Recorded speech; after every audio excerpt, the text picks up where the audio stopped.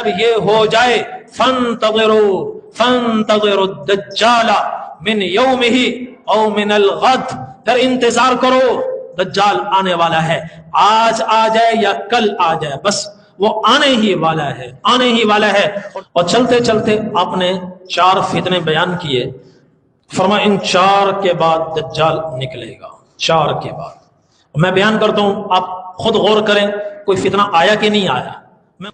حضرت عبداللہ بن عمر رضی اللہ عنہما کی روایت ہے، فرماتے ہیں ایک مرتبہ نبی کریم صلی اللہ علیہ وسلم نے کچھ فتنوں کا تذکرہ فرمایا، فَأَكْثَرَ فِيهَا، اور فتنوں کا تذکرہ جب ہوا تو آپ نے کئی فتنے بیان فرمائے، اور چلتے چلتے آپ نے 4 فتنے بیان کیے، فرمایا ان 4 کے بعد دجال نکلے گا، 4 کے بعد۔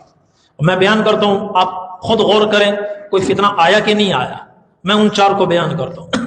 ان 4 کے بعد آپ نے فرمایا دجال کا خروج ہوگا، تو حتی ذکر فتنۃ الاحلاس، ایک فتنے آپ نے بیان فرمایا، اس کو نام دیا فتنۃ الاحلاس کا۔ احلاس ہلس کی جمع ہے، ہلس کا معنی ہوتا ہے ٹاٹ، ٹاٹ والا فتنہ۔ یہ اشارہ ہے کہ وہ فتنہ ایک لمبا عرصہ چلے گا، 2 مہینے میں ختم نہیں ہوگا، سالوں پر محیط ہوگا، سالوں پر۔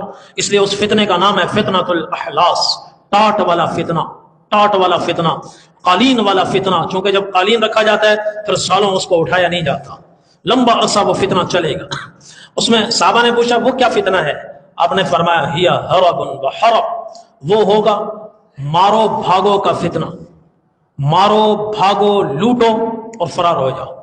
تو اس میں لوگ نکلیں گے، ایک دم یلغار کریں گے، مال و دولت لوٹ لیں گے، قافلے لوٹ لیں گے، اور قتل و غارت گری ہوگی، لوٹ مار ہوگی، ایسا فتنہ ہوگا، یہ طویل عرصہ چلے گا۔ کہ اچانک کوئی موٹر سائیکل سوار آ جائیں گے، چلتے ہوئے قافلوں کو لوٹ لیں گے اور مزاحمت پر مار بھی دیں گے، تو ایک ایسا فتنہ ہوگا، اس کا نام ہے ہی حرب و حرب۔ آج کچھ نظر آ رہا ہے؟ تو یہ حضور نے بیان فرمایا کتنے سال پہلے۔ پھر آپ نے فرمایا ثم فتنۃ السراء، پھر ایک فتنہ ہوگا دولت کی فراوانی کا، دولت کی فراوانی کا، مال بہت ہو جائے گا، پیسہ بہت آئے گا، اور پھر پیسہ آتا ہے تو اپنے ساتھ بہت کچھ لے کر آتا ہے، جرائم بھی لے کر آتا ہے، حرص بھی لے کر آتا ہے، حسد بھی لے کر آتا ہے۔ پیسے کے لیے بھی جب پیسہ بڑھتا جاتا ہے تو فقراء اتنا قتل نہیں کرتے جتنے پیسے کے پجاری قتل کرتے ہیں، فقراء وہ اتنی تباہیوں میں گناہوں میں مبتلا نہیں ہوتے جتنے پیسوں کے پجاری اور پیسہ جمع کرنے والے گناہوں میں مبتلا ہو جاتے ہیں۔ تو آپ نے فرمایا وہ ایک فراوانی کا پھر فتنہ ہوگا۔ دوسرا دخنوها من تحت قدمی رجل من اہل بیتی یزعم انه منی ولیس منی انما اولیائی المتقون، اس فتنے کا دھواں اس شخص کے پیروں سے اٹھے گا جو میرے خاندان بنو ہاشم سے تعلق رکھتا ہوگا۔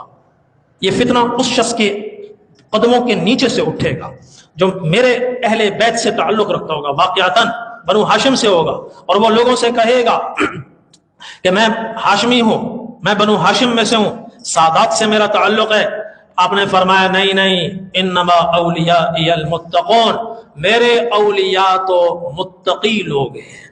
یزعم انہ منی، وہ دعویٰ کر کے کہے گا کہ وہ مجھ سے ہے، ولیس منی، جبکہ وہ مجھ سے نہیں۔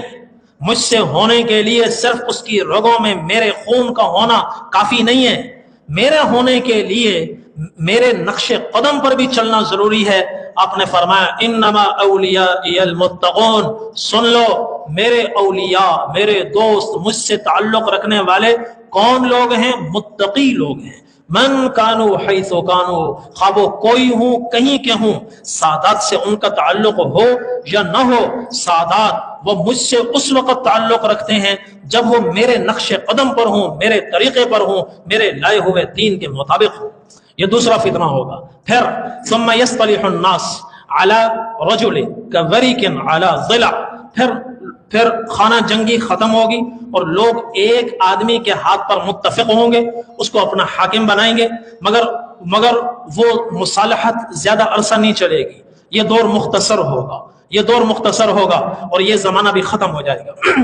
ثم فتنۃ الدہیما، چوتھے نمبر پر ایک بہت خوفناک ہوش ربا فتنہ آئے گا، ہوش اڑا دینے والا، وہ ایسا خطرناک فتنہ ہوگا، لا تدعوا احدا من هذه الامه الا لطمته لطمه، کہ اگر میری امت کے 2 ارب ہیں، 6 ارب ہیں، 7 ارب ہیں، ایک بندہ بھی اس فتنے سے نہیں بچے گا۔ یہ وہ فتنہ ہوگا جو میری امت کے ہر فرد کو زیادہ نہ صحیح کم از کم ایک تھپڑ رسید کرے گا۔ الا لطمته لطمۃ، ایک تھپڑ تو اس فتنے کا اس کو ضرور لگے گا، اور یہ بھی بڑا لمبا عرصہ چلے گا۔ فاذا قیل انقضت تمادت، یہ لمبا عرصہ چلے گا، مگر بیچ بیچ میں کبھی وقفہ بھی آئے گا۔ جب کبھی وقفہ آئے گا لوگ کہیں گے لو شکر ہے، اللہ کا شکر ہے، وہ فتنہ ختم ہو گیا، فتنہ ختم ہو گیا، مگر اس کی دبی ہوئی چنگاریاں پھر نکلیں گی اور ایک آگ لگ جائے گی، آگ لگ جائے گی۔ یہ وہ فتنہ ہوگا یصبح الرجل مؤمنا ویمسی کافرا، اس میں ایمان خطرے میں ہوگا، صبح آدمی مومن ہوگا، شام تک ایمان سے ہاتھ دھو بیٹھے گا، العیاذ باللہ۔ اور پھر کیا ہوگا، اس فتنے کی انتہا کیا ہوگی، حتی یصیر الناس الی فسطاطین، پوری دنیا کے انسان، 7 ارب انسان 2 کیمپوں میں تقسیم ہو جائیں گے، 2 کیمپوں میں تقسیم ہوں گے، 2 خیموں میں تقسیم ہوں گے۔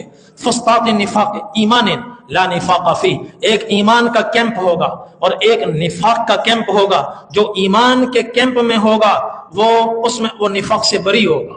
جو ادھر کھڑا ہے، اب اس زمانے میں یہ دیکھا، ایک تو ہے ایمان کی علامت کیا ہے، زبان سے کلمہ طیبہ پڑھنا، لا الہ الا اللہ، ایک یہ ہے، مگر اس کے علاوہ بھی کچھ علامات ہیں۔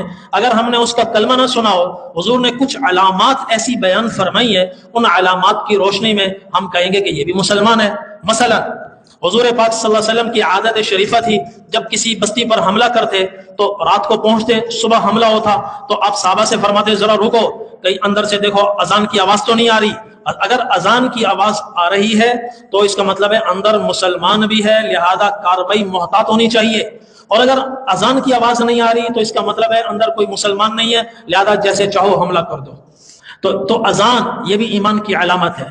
ایک اور حدیث آپ نے فرمایا من صلی صلاتنا واستقبل قبلتنا واكل ذبيحتنا فذلك المسلم الذي له ذمة الله وذمة رسوله فلا تغفر الله في ذمته، کہ جس آدمی کو دیکھو وہ ہماری جیسی نماز پڑھ رہا ہے، 3 علامتیں بیان فرمائی، وہ مومن ہے، 3 باتیں جس میں ہوں مومن ہے، ہماری طرح نماز پڑھ رہا ہے، ہم نے اس کا لا الہ الا اللہ نہیں سنا مگر کسی کونے میں اس کو کھڑے ہوئے دیکھا، نماز کے وقت میں کھڑے ہو کر نماز پڑھتا ہے، اسی طرح جیسے حضور نے پڑھی ہے تو اس کو کیا کہیں گے، مسلمان، اگرچہ کلمہ اس کا نہیں سنا۔ دوسرا واستقبل قبلتنا، عبادت قبلہ رخ ہو کر کرتا ہے، ہمارے قبلے کو اس نے قبلہ بنایا ہوا ہے، ہمارے قبلے کو اس نے قبلہ بنایا ہوا ہے، تو جس کو دیکھا کہ قبلہ رخ ہو کر تسبیح پڑھ رہا ہے اس کو بھی ہم مسلمان سمجھیں گے۔ اور تیسرا وَأَكَلَ ذَبِيحَتَنَا، ہمارے جیسا ذبیحہ کھاتا ہے۔ مثلا یورپ میں کسی ملک میں جہاں حلال گوشت بھی چلتا ہے، حرام بھی چلتا ہے، ہر طرح کا چلتا ہے، وہاں کوئی آدمی کسی قصاب کے پاس جاتا ہے، اس سے پوچھتا ہے ہاں بھائی تمہارے پاس گوشت ہے؟ وہ کہتا ہے ہاں ہے۔ کس کا ہے، بکرے کا یا سور کا؟ یہ سوال کرتا ہے، وہ کہتا ہے سور کا، کہ نہیں پھر مجھے نہیں چاہیے۔ وہ کہتا ہے بکرے کا، ہاں ٹھیک ہے، یہ بتاؤ اس کو ذبح کیسے کیا، جھٹکے سے یا باقاعدہ چھری سے اس کو ذبح کیا؟ یہ سوالات کر کے جب اس کو اطمینان ہوتا ہے کہ واقعی یہ حلال گوشت ہے اور اس کو ذبح بھی شرعی طریقے سے کیا گیا ہے، پھر وہ کہتا ہے مجھے 2 کلو گوشت دے دو۔ تو اس علامت کو دیکھا تو ہم اس کو کیا کہیں گے، مسلمان، اگرچہ ہم نے اس کا کلمہ نہیں سنا۔ یہ تو ایسے ہی اس دور میں ایمان کی علامت یہ ہوگی، یہ کھڑا کہاں ہے، کس کیمپ میں کھڑا ہوا ہے، کس خیمے میں کھڑا ہوا ہے۔ 2 کیمپ پوری دنیا کے انسان 2 کیمپوں میں تقسیم ہوں گے، 2 خیموں میں تقسیم ہوں گے۔ فسطاط ایمان لا نفاق فی، ایک ایمان کا خیمہ ہوگا، ایمان کا کیمپ ہوگا جس میں نفاق کا کوئی گزر نہیں ہوگا۔ وفسطاط نفاق لا ایمان فی، اور دوسرا نفاق کا خیمہ ہوگا، نفاق منافقت کا خیمہ ہوگا، اس میں ایمان نہیں ہوگا۔ اس خیمے میں جو کھڑا ہے چاہے بڑی بڑی تسبیحاں نکال کر لے آئے، چاہے بڑا خوبصورت حلیہ بنا لے، بزرگوں جیسا تب بھی وہ منافق ہے، اور ادھر جو کھڑا ہے چاہے وہ سیدھا سادہ ہو، چاہے وہ جیسا کیسا بھی ہو، مگر کھڑا ادھر ہے تو یہ علامت ہے اس زمانے میں کہ یہ مومن ہے۔